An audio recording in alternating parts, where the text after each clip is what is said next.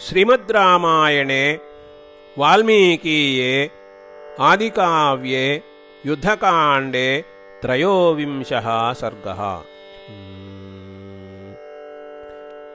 निमित्तानि निमित्तज्ञः दृष्ट्वा लक्ष्मणपूर्वजः सौमित्रिं सम्परिष्वज्य इदं वचनमब्रवीत्। परिगृह्योदकं सीतं वनानि फलवन्ति च बलौघं संविभज्येमं व्यूह्य तिष्ठेम लक्ष्मणा। लोकक्षयकरं भीमं भयं पश्याम्युपस्थितं निबर्हणं प्रवीराणां रुक्षवानररक्षसाम्। वाताश्च कलुषावान्ति कम्पते च वसुन्धरा पर्वताग्राणि वेपन्ते पतन्ति च महीरुहाः।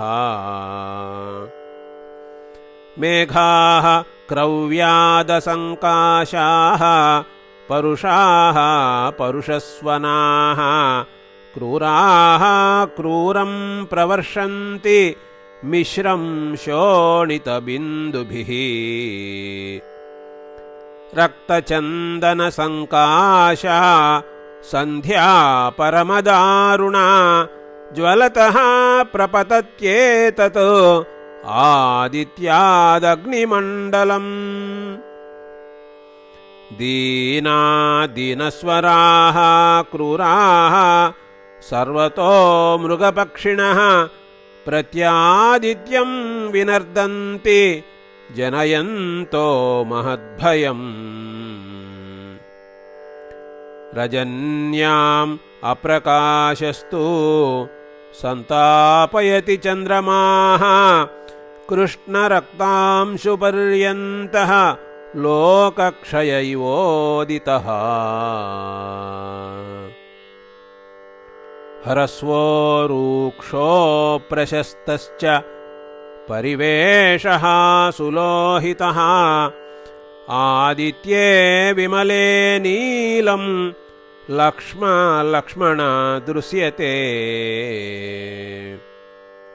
रजसा महता चापि नक्षत्राणि हतानि च युगान्तमिव लोकानां पश्य शंसन्ति लक्ष्मणा।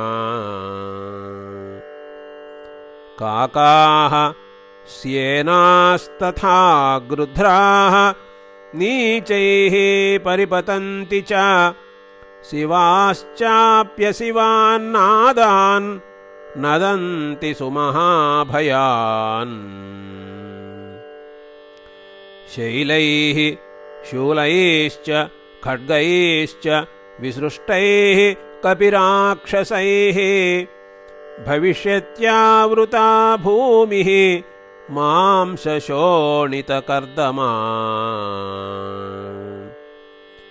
क्षिप्रमद्यैव दुर्धर्षां पुरीं रावणपालिताम् अभियामजवेनैव सर्वतो हरिभिर्वृताः।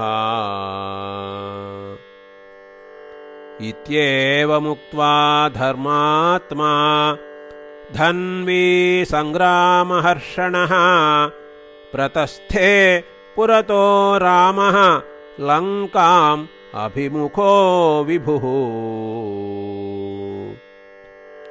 स विभीषणसुग्रीवाः ततस्ते वानरर्षभाः प्रतस्थिरे विनर्दन्तः निश्चिताद्विषतां वधे।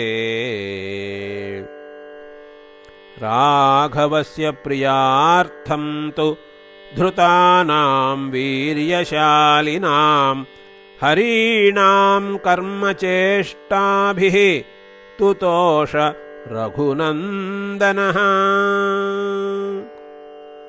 इति आर्षे श्रीमद्रामायणे वाल्मीकीये आदिकाव्ये युद्धकाण्डे त्रयोविंशः सर्गः।